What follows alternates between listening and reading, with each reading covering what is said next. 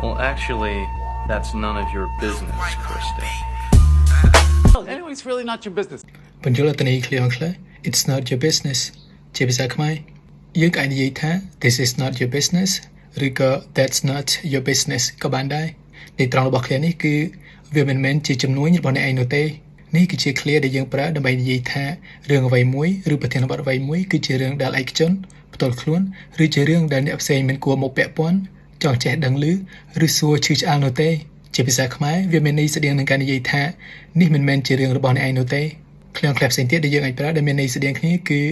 That's none of your business ឬក៏ It's none of your business ឃ្លាមួយនេះមានន័យស្តៀងនឹងឃ្លា It's not your business ដែរ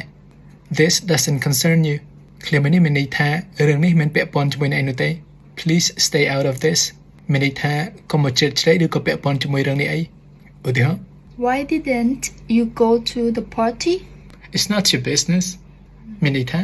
ហេតុអ្វីបានជាអ្នកឯងមិនបានទៅកន្លែងជប់លៀងវាមិនមែនជារឿងរបស់អ្នកឯងនោះទេ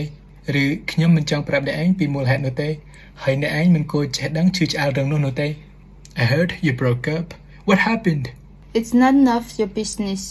មានន័យថាខ្ញុំបានឮថាអ្នកឯងបានបែកបាក់គ្នាតើមានអ្វីបានកើតឡើងវាមិនមែនជារឿងរបស់អ្នកឯងទេឬនេះជារឿងផ្ទាល់ខ្លួនរបស់ខ្ញុំហើយខ្ញុំមិនចង់និយាយប្រាប់អ្នកពីវានោះទេ